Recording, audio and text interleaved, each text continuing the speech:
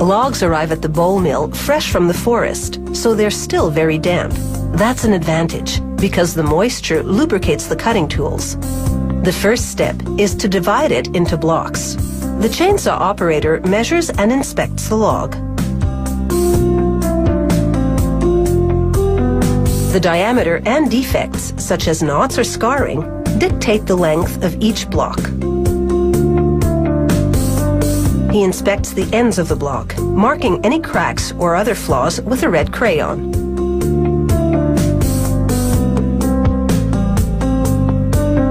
The ripsaw operator uses different size bowl patterns to determine the best way to cut the block. The goal is to get the most and biggest bowl size pieces possible without using the defective areas.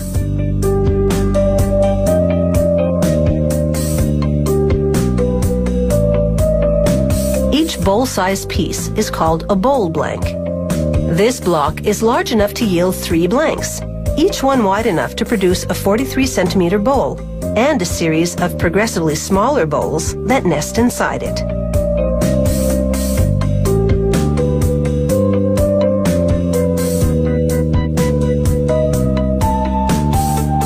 They mount the blank on a specially designed woodworking lathe. From this point on, everything depends on the skilled hands of the lathe operator. As the block spins, he carves out the bowls using a series of specialized knives that this mill designed and forged. First, he uses this curved knife to shear off the outer portion. It takes great expertise to know exactly how to angle the tool and when to pull it out to release the wood shavings and prevent a jam. After 2 or 3 minutes, what they call the exterior bark shell is off. The bare wood that's left is the outside of the largest bowl that he'll mill from this blank. With a finer blade, he sculpts the wood to just the right thickness and smooths the surface.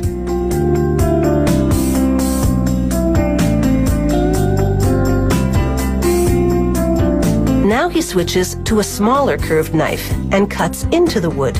This both forms the inside of the largest bowl and the outside of the next, smaller one.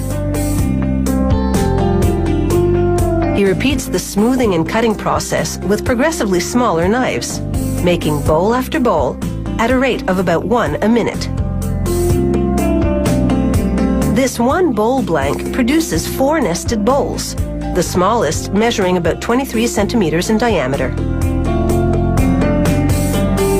The bowls are steamed for about 4 hours to draw out the sap and penetrate the pores of the wood, hydrating each bowl uniformly. That way the wood doesn't crack and split while air drying. Once a bowl is dry, about a month later, workers even out the top rim on a sanding table. Then, using a belt sander, they smooth the outside and inside surfaces.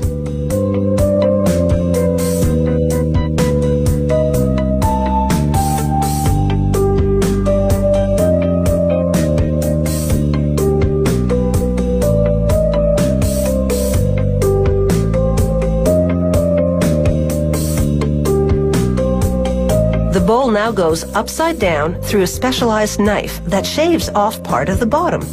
This gives the bowl a flat base on which to sit and a place to inscribe the company name. Businesses can order custom-made bowls featuring their company logo. Artists burn the design into the wood or paint it on, or do a combination of both. The bowls now go for a bath in food-safe mineral oil. This nourishes the wood, preventing dryness and cracks. Boiling also brings out the natural beauty of the wood grain. And because every raw log is unique, no 2 bowls are ever alike.